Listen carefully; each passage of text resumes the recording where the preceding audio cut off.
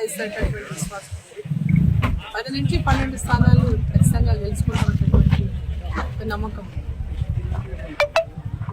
ఈరోజు మహబూబ్నగర్ ఉమ్మడి జిల్లా కావచ్చు లేదా ఇతర జిల్లాలే కావచ్చు, తెలంగాణ వ్యాప్తంగా కూడా నరేంద్ర మోదీ గారి యొక్క నాయకత్వంలో మళ్ళీ కేంద్రంలో నరేంద్ర మోదీ గారి మళ్ళీ ప్రధానమంత్రి కావాలని ప్రతి ఒక్కరు కూడా కోరుకుంటున్నారు, ఇవాళ ఆశిస్తూ ఉన్నారు. పెద్ద ఎత్తున రైతులు కానీ, మహిళలు కానీ, యువకులు కానీ ప్రతి ఒక్కరు వీళ్ళు ఉన్నారు వాళ్ళు లేరు అన్నప్పుడు ప్రతి ఒక్క వాళ్ళు కూడా కేంద్రంలో నరేంద్ర మోదీ గారు మళ్ళీ ప్రధానమంత్రి కావాలి, ఈ దేశం ప్రపంచ దేశాలను బీట్ చేయాలనేటువంటి ఒక లక్ష్యం వారైతేనే ఈ దేశాన్ని ముందుకు తీసుకెళ్తున్నటువంటి ఒక విశ్వాసం కూడా ప్రజల లోపల ఇవాళ నెలకొన్నది.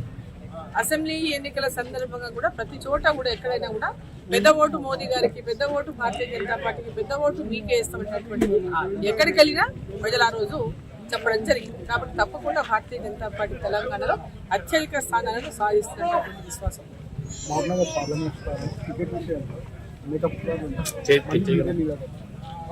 అన్ని టికెట్ల విషయంలో తెలంగాణ వ్యాప్తంగా ఉన్నటువంటి 17 పార్లమెంటు స్థానాలను కేంద్రంలో ఎలక్షన్ కమిటీ కూర్చుంటుంది భారతీయ జనతా పార్టీలో.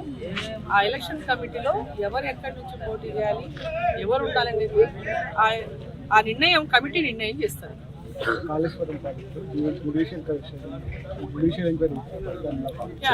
జ్యుడిషియల్ ఎంక్వైరీ అనేది కేవలం కాలయాపన కోసం అనేటటువంటిది చాలా స్పష్టంగా అర్థమవుతా ఉంది. దానివల్ల కాలయాపన తప్పితే దాని ఫలితం అనేది మనం చూడలేమనేది. నిజంగా చిత్తశుద్ధి ఉంటే ఈ రాష్ట్ర ప్రభుత్వం మరి ఇప్పుడు ముఖ్యమంత్రి గారు గతంలో పిసిసి అధ్యక్షులుగా ఉన్నప్పుడు సిబిఐ ఎంక్వైరీ కావాలని చెప్పి కేంద్ర ప్రభుత్వాన్ని కోరిన విషయం ఒకసారి మళ్ళీ గుర్తు తెచ్చుకోవాలి. వారు ఖచ్చితంగా సిబిఐ ఎంక్వైరీని, కాళేశ్వరం కూడా సిబిఐ ఎంక్వైరీనే చేయాలని చెప్పి మేము డిమాండ్ చేస్తాం.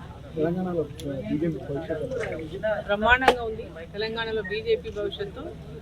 ఇప్పుడు రాబోయే పార్లమెంట్ ఎన్నికల్లో కానీ ఆ తర్వాత భవిష్యత్తులో కానీ భవిష్యత్తు బీజేపీ.